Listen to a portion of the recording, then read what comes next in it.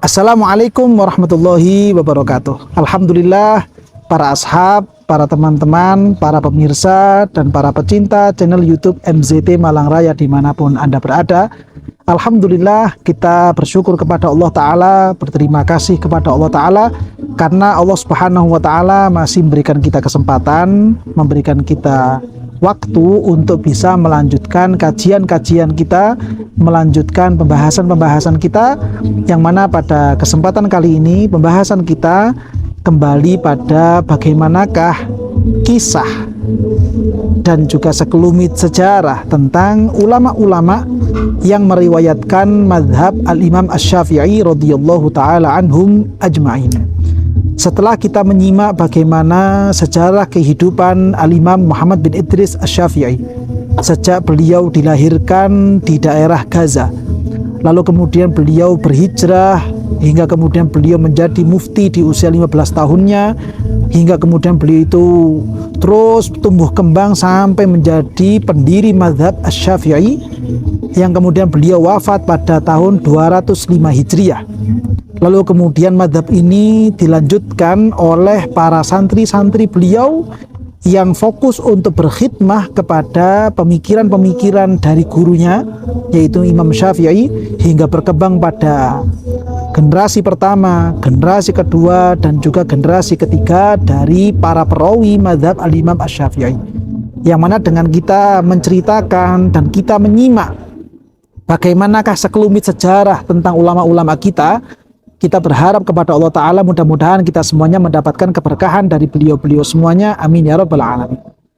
Para pemirsa, para pengikut, dan para pecinta channel YouTube MZT Malang Raya dimanapun Anda berada, pada kesempatan kali ini pembahasan kita akan membaca, kita akan membahas dan mengenal para ulama-ulama perawi madhab Syafi'i pada generasi yang keempat, yaitu para ulama yang beliau-beliau ini hidup antara tahun 300 sekian Hijriah sampai memasuki tahun 400 Hijriah. Tentunya di situ ada banyak sekali ulama-ulama yang hidup dan juga meriwayatkan mazhab al-Imam Asy-Syafi'i. Sekiranya kita akan mengulas masing-masing dari beliau semuanya, maka tentu itu akan memerlukan waktu yang sangat panjang sekali. Oleh karena itu kita hanya membaca beberapa orang, beberapa ulama yang hidup di tahun-tahun tersebut. Setidaknya ada 6 atau 5 ulama yang akan kita baca pada kesempatan kali ini. Siapakah kira-kira para perawi madhab yang ada di masa-masa seperti ini? Dan pijakan kami pada kesempatan kali ini yaitu apa yang disebutkan di dalam kitab Al-Ibtihaj fi Bayani Mustalahil Manhaj. Di dalam kitab ini yang ditulis oleh beliau Sayyidil Habib Ahmad bin Abi Bakar bin Smith Asy-Syafi'i, dan juga dari kitabnya Syekh Hasan Hito yang berjudul Al-Ijtihad. Di antara ulama-ulama yang hidup di tahun-tahun ini adalah beliau yang pertama Al-Imam Az-Ziyadi, yang mana Al-Imam Az-Ziyadi ini memiliki nama lengkap Abu Thahir Muhammad bin Mahmish bin Ali bin Daud Az-Ziyadi, atau nama asli beliau adalah Muhammad. Imam Muhammad ini punya ayah yang namanya juga sama-sama Muhammad, dan beliau dikenal dari daerah yang Ziyad, daerah yang disebut dengan Ziyad, sehingga beliau dinisbatkan dengan namanya Az-Ziyadi. Beliau Al-Imam Muhammad bin Muhammad Az-Ziyadi, atau lebih dikenal dengan Al-Imam Abu Thahir Az-Ziyadi ini, beliau merupakan ulama kelahiran tahun akhir-akhir dari atau pertengahan dari tahun 300 Hijriah, 350 sekian Hijriah, dan beliau wafat pada tahun 410 Hijriah. Yang mana beliau ketika beliau sejak selesai menuntaskan masa-masa belajar beliau di masa muda beliau, saat itu beliau menjadi Imamul Muhadditsin wal Fuqaha Binaisabur fi zamani.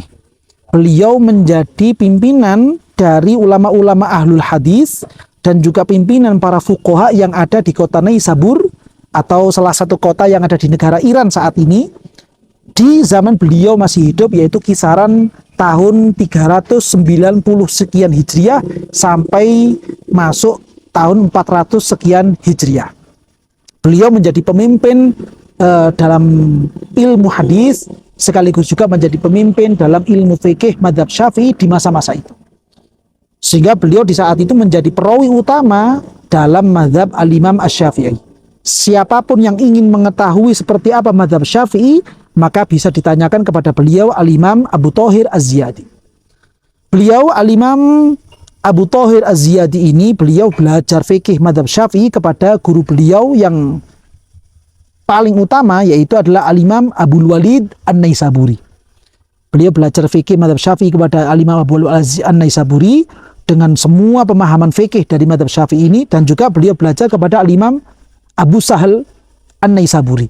Dari dua guru utama inilah beliau mendapatkan pemahaman yang luar biasa tentang mazhab al-Imam Asy-Syafi'i, sehingga beliau betul-betul faham, bahkan menjadi perawi utama di masa-masanya tentang mazhab al-Imam Asy-Syafi'i. Lalu kemudian beliau selain berguru kepada dua ulama itu, beliau ini juga punya murid-murid yang menjadi penerus, menjadi kelanjutan estafet tentang riwayat mazhab Asy-Syafi'i. Di antara murid-murid beliau yang kemudian dikenal luas oleh para ulama kalangan mazhab Syafi'i, yaitu beliau Al-Imam Abu Asim Al-Ubadi. Al-Imam Abu Asim Al-Ubadi ini menjadi perawi berikutnya di masa-masa berikutnya tentang seperti apakah mazhab Al-Imam Asy-Syafi'i. Nah, inilah kemudian sekelumi tentang guru dan juga murid dari Al-Imam Abu Thahir Muhammad bin Muhammad Az-Ziyadi. Dari murid beliau yang tadi kita sebutkan namanya, yaitu Al-Imam Abu Asim Al-Ubadi, beliau pernah memuji-muji gurunya karena beliau Al-Imam Al-Ubadi ini terkagum-kagum melihat seberapa jauh pemahaman dari guru beliau yang bernama Al-Imam Abu Thahir Az-Ziyadi ini, hingga beliau mengatakan al-fiqhu matiyatuh. Kehidupan guru saya yang bernama Al-Imam Abu Thahir Muhammad bin Muhammad Az-Ziyadi penuh dengan yang namanya fikih mazhab Syafi'i. Tidak ada satu waktu, tidak ada satu gerakan kecuali di situ mesti akan terhiasi dengan bagaimanakah pandangan mazhab Syafi'i dalam menanggapi kegiatan-kegiatan atau langkah-langkah tindakan-tindakan seperti yang dilakukan Al-Imam Az-Ziyadi tersebut. Beliau bahkan khafiyuhu zahir. Apa yang dianggap sebagai hal yang rumit, hal yang samar dalam mazhab Syafi'i, itu akan menjadi jelas, akan menjadi gamblang ketika diserahkan kepada beliau Al-Imam Az-Ziyadi. Dan ghamiduhu sahlun. Hal-hal permasalahan-permasalahan yang rumit yang ada di dalam mazhab Syafi'i, ketika ini diserahkan kepada Al-Imam Abu Thahir Muhammad bin Muhammad Az-Ziyadi, menjadi suatu masalah yang mudah difahami. Yang sebelumnya itu rumit, jelimet, dan sulit difahami menjadi mudah ketika itu dijelaskan dan diterangkan oleh beliau Al-Imam Abu Thahir Az-Ziyadi. Asiruhu yasir. Permasalahan yang sulit menjadi mudah bagi Al-Imam Az-Ziyadi. Wa ra'aituhu yunaziru wa yadha'ul hina maudhi'al naqab. Kata murid beliau yang bernama Al-Imam Al-Ubadi tadi itu, beliau melihat guru saya itu ketika beliau itu melakukan diskusi, ketika beliau itu melakukan debat dengan lawan bicara beliau, walaupun sama-sama bermadhab Syafi'i atau bahkan dengan madhab-madhab yang lain, itu pasti beliau akan menunjukkan hujah-hujahnya, menunjukkan dalil-dalilnya dengan mudah sekali, dengan lancar sekali, dan sangat mudah difahami oleh logika manusia. Sehingga lawannya pun bahkan bukan cuma sekedar terpatahkan argumennya, bahkan lawannya bisa menjadi ikut kepada madhab Syafi'i itu sendiri, ikut dengan pola pikir dan pandangannya Al-Imam Az-Ziyadi ini.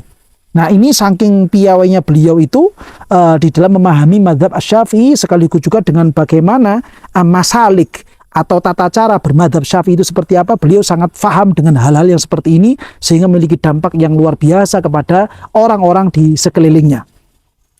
Dan di antara hal yang mengagumkan dari perjalanan hidup Al-Imam Az-Ziyadi ini, seperti yang dikisahkan oleh beliau Al-Imam Ibnu Shalah, yang kemudian juga dinukil oleh Syekh Muhammad Hasan Hito dalam kitab beliau yang berjudul Al-Ijtihad ini, beliau pernah menceritakan bahwa kisah ini bersumber dari murid dekat beliau yang tadi kita sebutkan, Al-Imam Al-Ubadi. Murid beliau Imam Ubadi ini mengisahkan annahu kana indal Ustadz Abi Thahir Az-Ziyadi hina ihtadar. Saat itu santri beliau yang bernama Imam Ubadi ini sedang menemani gurunya yang dalam keadaan sakaratul maut. Di samping gurunya Imam Abu Thohir Az-Ziyadi ini ditemani oleh santrinya Imam Ubadi. Saat itu guru beliau ini dalam kondisi sakaratul maut. Fasu'ila an dhamanid dark. Kemudian ada tamu yang sama-sama ingin menjenguk ziarah kepada Imam Ziyadi ini. Tamu ini tanya kepada Imam Ziyadi tentang masalah dhomanud dark. Dhomanud dark itu adalah bentuk doman atau bentuk tanggung jawab, bentuk ganti rugi kepada suatu barang yang dijual tapi belum menjadi haknya pembeli.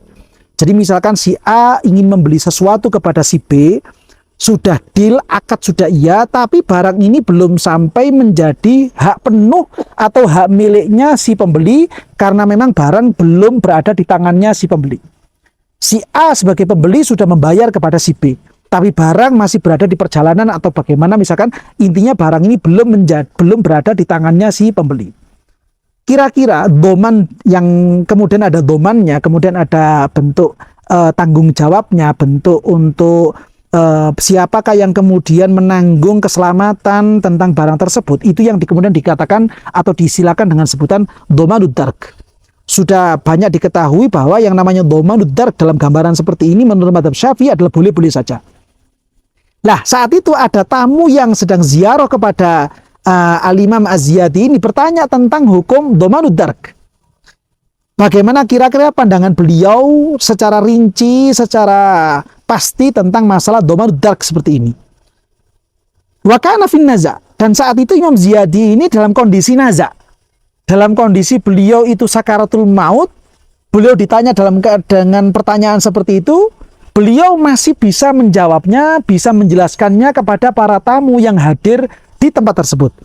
Beliau mengatakan, in kubidos saman fayasih, wa illa falayasih. Jika sekiranya saman atau uang yang dari pihak pembeli itu sudah diberikan kepada pihak penjual, artinya uangnya itu sudah dipegang oleh penjualnya, maka akad doman dark, akad tanggung jawab terhadap barang jualan ini, barang yang dibeli ini, itu bisa sah dengan syarat uangnya sudah berada di tangannya penjual. Tapi kalau sekiranya uang itu masih belum diterima oleh pihak penjual, ya uang itu masih dalam proses perjalanan, proses transaksi, atau masih di tangannya pembeli bahkan, maka barang yang sudah diakad itu masih belum boleh dipakai untuk dhomanud dark, belum boleh diakad dengan dhomanud dark, dengan tanggung jawab seperti itu masih belum boleh. Katanya Imam Subki dalam menanggapi kisah ini, bukan fokus kepada permasalahannya, namun yang membuat ulama-ulama setelahnya itu terkagum-kagum dengan biografi dari Imam Ziyadi ini apa? Beliau dalam kondisi sakaratul maut, dalam kondisi muhtador, itu masih memiliki himmah, masih memiliki kepedulian, masih memiliki rasa perhatian kepada yang namanya ilmu. Bahkan pertanyaan dari peziarah, orang-orang yang berziarah, sowan di hadapannya Imam Ziyadi, yang mana saat itu beliau dalam kondisi sakaratul maut, itu masih dilayani, masih dijawab dengan jawaban yang mudah difahami, dengan jawaban yang jelas, bahkan lebih rinci dibandingkan apa yang menjadi keputusan dalam mazhab Syafi'i yang menyatakan bahwa dhomanud dark itu hukumnya boleh menurut mazhab Asy-Syafi'i. Beliau memberikan rincian, itu boleh itu maksudnya ketika uangnya sudah diterima oleh pihak penjual. Tapi kalau sekiranya uang itu masih belum diterima oleh pihak penjual, maka dhomanud dark masih belum boleh dilakukan oleh siapapun juga antara pembeli dan penjualnya. Ini merupakan kisah yang luar biasa, yang patut untuk kita tiru, patut untuk kita contoh, sebagaimana kita ini sebagai seorang santri, kita semuanya adalah seorang umat Islam yang kita perlu untuk meniru, memiliki rasa perhatian, memiliki rasa peduli kepada ilmu yang diriwayatkan oleh Gusti Kanjeng Nabi Muhammad SAW, dan juga menjadi penopang dari agama Islam ini, yaitu syariatnya Allah Subhanahu wa Ta'ala. Ini salah satu kisahnya seperti itu. Di antara qaul-qaul yang pernah dimunculkan oleh Al-Imam Az-Ziyadi dari sejarah hidup beliau adalah sebagaimana yang dikisahkan oleh murid beliau Imam Ubadi. Beliau Imam Ubadi ini mengkisahkan, Su'ila Az-Ziyadi an rajulin. Suatu ketika guru saya Imam Ziyadi itu pernah ditanya, ya, ada seorang laki-laki adalah seorang laki-laki ini berkata, ja'altu dari masjidan. hal tasiru bihadzal lafzi masjidan. Ada orang yang bilang, dia bilang begini, rumah saya ini saya jadikan masjid. Lalu pertanyaannya, apakah gara-gara munculnya ucapan seperti ini, maka rumah itu dengan sendirinya menjadi masjid? Faqala, maka Imam Ziyadi mengatakan, menjawabnya begini, la, tidak langsung serta-merta menjadi masjid. Li'annahu wasfu ma huwa mausufun bihi. Karena rumah itu, kata-kata masjid ini adalah sifat kepada benda yang memang sifatnya itu seperti itu. Qala Nabi sallallahu alaihi wasallam, ju'ilat li al-ardu masjidan. Tanah itu oleh Allah telah, bumi ini ya, tanah di seluruh muka bumi ini oleh Allah telah dijadikan masjid untuk saya dan umat-umat saya. Sehingga ketika rumah ini dikatakan ja'altu dari masjidan, itu sama seperti apa yang disampaikan oleh Gusti Kanjeng Nabi Muhammad sallallahu alaihi wasallam, yang mana ju'ilat li masjidan, ju'ilatil ardu li masjidan. Sama seperti itu, sehingga ini merupakan satu sifat yang memang sifat ini sudah ada pada tanah itu sendiri.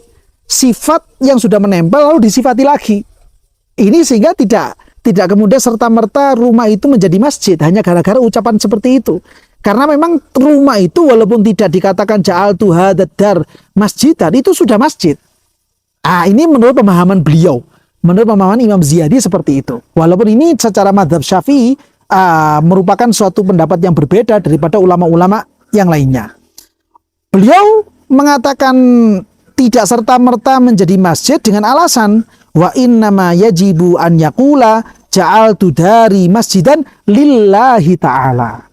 Kalau seandainya orang itu mengatakan saya menjadikan rumah saya ini sebagai masjid lillahi ta'ala, milik Allah ta'ala, baru rumah itu dihukumi sebagai masjid. Tapi kalau seandainya hanya mengatakan saya jadikan rumah saya jadi masjid, maka itu belum bisa menjadi masjid. Artinya rumah itu masih belum bisa dihukumi sebagai masjid. Masih tetap sebagai rumah berarti. Karena apa? Karena dia hanya mengatakan saya jadikan rumah saya ini masjid. Belum ada kata-kata untuk Allah Subhanahu wa ta'ala. Kalau dia sudah membubuhkan, menambahkan kata-kata saya jadikan rumah saya ini sebagai masjid untuk Allah Ta'ala, baru kemudian rumah itu bisa dihukumi sebagai masjid. Nah, inilah salah satu rumusan-rumusan hukum atau hasil ijtihad pribadi dari Al-Imam Az-Ziyadi yang dikisahkan langsung oleh murid beliau yaitu Imam Ubadi. Dinukil oleh guru kita semuanya yaitu Al-Imam Asy-Syaikh Muhammad Hasan Hito dalam salah satu kitab beliau, kitab yang berjudul Al-Ijtihad. Dari kisah ini dan masih banyak kisah-kisah beliau yang lainnya yang perlu untuk kita pahami, perlu kita ketahui sebagai tauladan bagi kita di dalam menjalankan agama dan juga menjalankan syariat kita, yang tentunya kita yang bermadhab dengan madhabnya Al-Imam Asy-Syafi'i. Mudah-mudahan dengan kisah-kisah seperti ini kita bisa mengambil dan memetik pelajaran dari para sesepuh-sesepuh kita, para salaf-salaf kita semuanya, sehingga kita bisa mendapatkan keberkahan dari beliau-beliau, kita mendapatkan rahmat ketika kisah beliau ini kita bacakan dan kita simak. Mudah-mudahan dari apa yang kita baca ini bisa membuka hati kita semuanya, sehingga kita bisa menjadi orang-orang yang mudah mengamalkan ilmu dan bisa menjadi orang-orang yang diridhoi oleh Allah Subhanahu wa taala dan juga semakin dekat kepada junjungan kita Nabi besar Muhammad sallallahu alaihi wasallam. Amin ya rabbal alamin.